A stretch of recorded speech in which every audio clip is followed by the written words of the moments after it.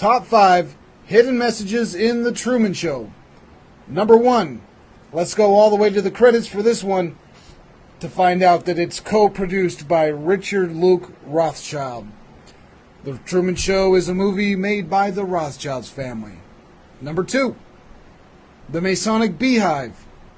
In the opening scene, Truman is looking into the mirror, and in the bathroom you can see there is a beehive. Now, this specific beehive is the same exact style that the Freemasons have on all of their symbolism. In fact, it's such an important symbol that Brother George Washington's Masonic apron had the beehive symbol at the very top of it. And the meaning of the beehive fits perfectly for Truman as we see it in the Masonic Encyclopedia here. The bee was among the Egyptians the symbol of an obedient people. And so Freemasonry uses the beehive to symbolize the obedient people, that is, the non-Masons who are obedient to the governments that are run by Freemasons. Number 3, either the Earth or Moon is classified. About halfway through the movie, it shows the dome-style Earth. The guy picks up a pepperoni pizza slice, and the newspaper says classified. Now, typically it would say classifieds.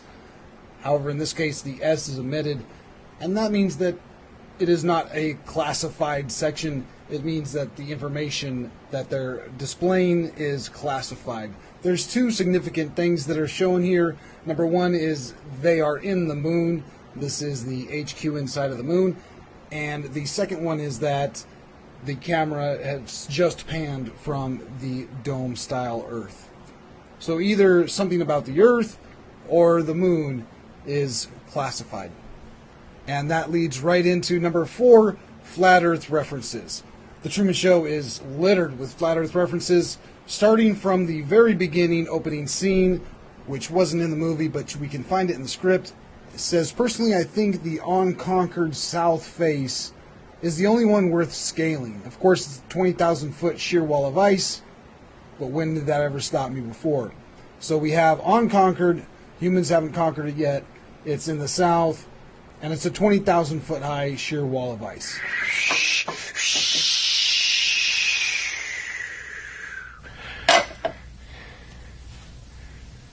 Personally, I think the unconquered south face is the only one worth scaling. It's a 20,000-foot sheer wall of ice, but that's never stopped me before. The stars are fake or artificial, and there's actually a rip in the dome.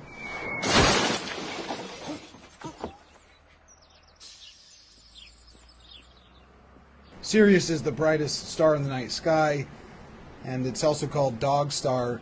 But when this star fell in an old trailer, it showed an actual rip in the dome.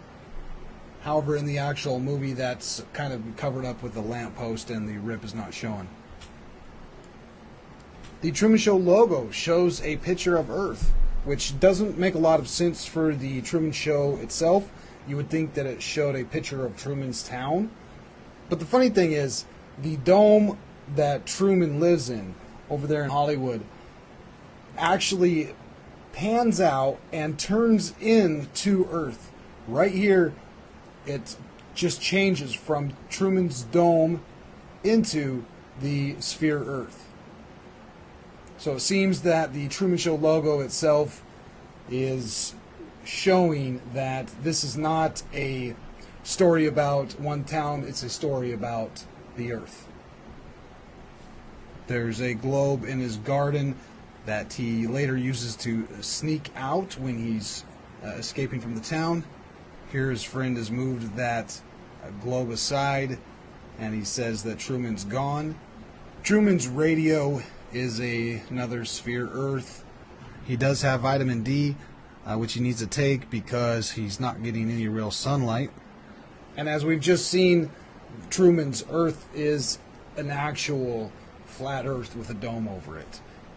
And number 5, Truman goes to Antarctica and finds a new world. Truman is leaving in a boat. It's called the Santa Maria. The Santa Maria here is indicative that he's going to a new world. Columbus supposedly, used the Santa Maria when he went to his quote-unquote new world. We know that story's a bunch of nonsense. But the significance of the Santa Maria here is that Truman is going to a new world. The weather starts out fair, but quickly gets very bad, which is exactly what happens when you sail to Antarctica. In fact, one time Truman falls out of the boat and almost dies. This is like what happened with Shackleton and the very first adventurers who went down to Antarctica. It was one disaster after the next because the weather is so bad. They call it the Roaring 40s, the Furious 50s, and the Shrieking or Screaming 60s. And once you get down to 70 degrees south, things start not so windy anymore. But the 40s, the 50s, and the 60s are what's depicted here, and Truman's going through them. There's one more very quick hint that he is heading to Antarctica, where we can see that the compass is spinning. This is something that happens when you go close to the South Pole. Your compass will just spin. So in addition to the bad weather, the compass spinning, once Truman finally escapes the storm, he runs smack into an ice wall. And we can argue that it's not ice here, it's sky, but it would be the firmament then. So he's either hit the firmament or he's hit the ice wall. Now the staircase here may be a reference back to the very beginning of the movie, where he was talking about climbing a 20,000 foot unconquered wall of ice. So here he is come to the ice wall, or come to the firmament, and he has to climb up in order to get to the top of it, where he finds the exit. He then exits from the realm, leaves the firmament, and goes to a new world. Takes a bow. It reminded me of this map, where he encountered the ice wall, had to follow it to the right, and then found a exit out of the realm to a new land. Or perhaps it's a little bit closer to this map, which is supposedly a 10,000-year-old map made by monks. And we can see that there are lands beyond the realm that we reside in. And we find the very similar ending in C.S. Lewis' book, The Voyage of the Dawn Treader.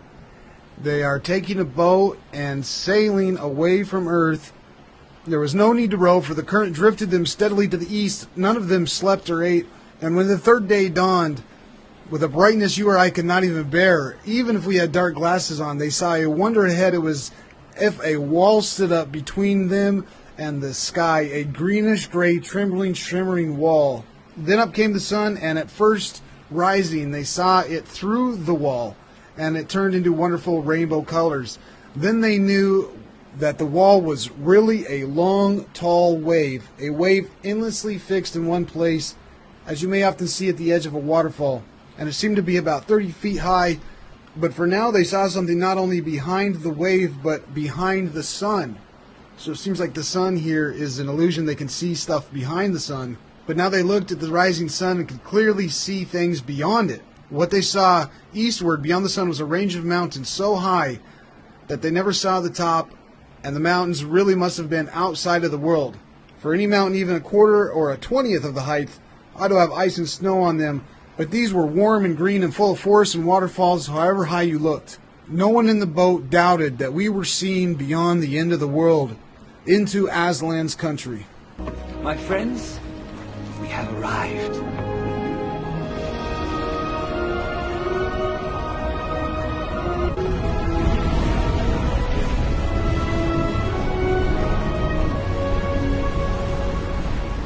Is this your country?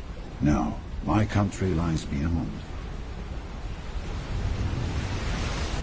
But you should know that if you continue, there is no return.